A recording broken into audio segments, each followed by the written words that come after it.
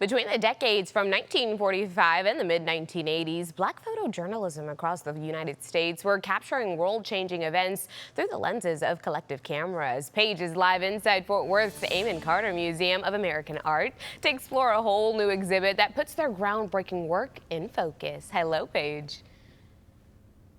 Hey, good morning to you and good morning, Texas. This is an extraordinary exhibit. I want to remind you right off the top, the Amon Museum of American Art is free to the public. And this is an exhibit that I'd encourage you to come and possibly come multiple times because there's so much to see. We're talking about Black photojournalism. And as you heard from the eras of 1945 to 1985, there was so much happening in our country during that time, and seeing it from this specific lens is really revealing and gives us a hint into what history tells us. I'm excited to talk to Charlie Wiley to tell us more. Good morning, Charles. How are you? Thank you very much, Paige. Yes, we are standing in the entrance gallery of Black Photojournalism, which was organized by the Carnegie Museum of Art and my friends Dan Lears and Charlene Fogy Barnett. And what you see here is the inspiration for the show, this series of photographs by Charles Teeny Harris, who was photographer for 40 years at the Pittsburgh Courier. And he covered Black life in Pittsburgh over those decades. And what you see here is a record of his work, but also from coast to coast what was going on in Black-owned media from 1945 to 1985. He had over 350,000 subscribers from across the country. That newspaper was incredibly important. And also, as you see some of these images, this is right after World War II, exactly. And a lot of these photographers were trained during the war, and you can see that represented throughout.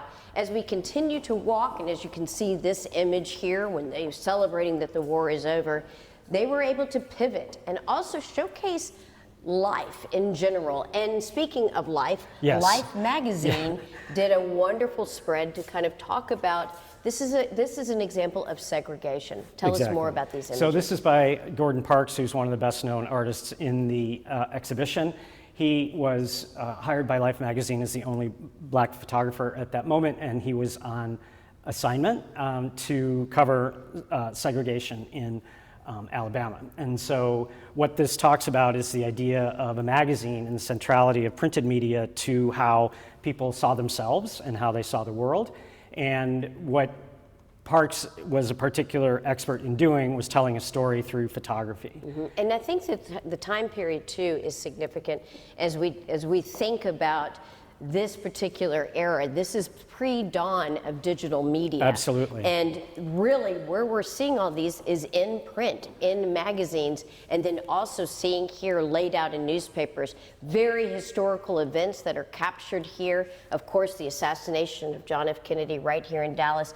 This really gives you a view into how these images were laid out in the print media. Exactly, because they were the result of someone going out to an event, coming back, having to develop them from a contact sheet, and then putting them into the process of editorial newspaper creation. Right. So it's very exciting to see the newspapers here and how the 8x10 was actually incorporated into the printed media. And speaking of newspapers, so listen to my generation, younger generations. This is a great opportunity to come back and enjoy what it's like to actually read a newspaper. You can sit and you can explore, and you really get an opportunity to have that essence of holding a paper and seeing these images pop off the screen. We also have some video that we're going to be showing you that talks a little bit more in depth about the process itself of how the photographs actually came to life. There were a number of people, a number of opinions beyond just the photographer that really decided what made print. Exactly, and this photograph by Elaine Tomlin is very much part of that, where you see the instructions reduced on page 3. Yeah, and so it's seeing those images in the video that we're looking at right now. We're also able to see the documentaries that are being shown. You have that here in the exhibit too, and an interactive component with the microfiche. This is how you were able to scroll through, determine which images you were going to include in this exhibit, and this is a tool that was used for generations when it came to looking at images and looking at Absolutely. articles. And the curators I mentioned, this is how they did the research, because so much of this has not been digitized. And so this is the material in an accessible way that they were able to do the research and find the images and the photographers and create the themes around which we see here. Well, and there's also, of course, a local tie too, Yes. and that's in these images here. Tell me a little bit about how this reflects our community. So we worked with the Tarrant County Black Historical and Genealogical Society to borrow objects from their archive, which is at the Fort Worth History Center. And so you see here Adele Jackson, Pye Melton, and Calvin Littlejohn, and facsimiles of the Como Weekly newspaper, and then 4 copies of Mahogany Magazine. These all were produced in Fort Worth in the time period that we are talking about. And so it gives a really rich and interesting picture of Fort Worth's media.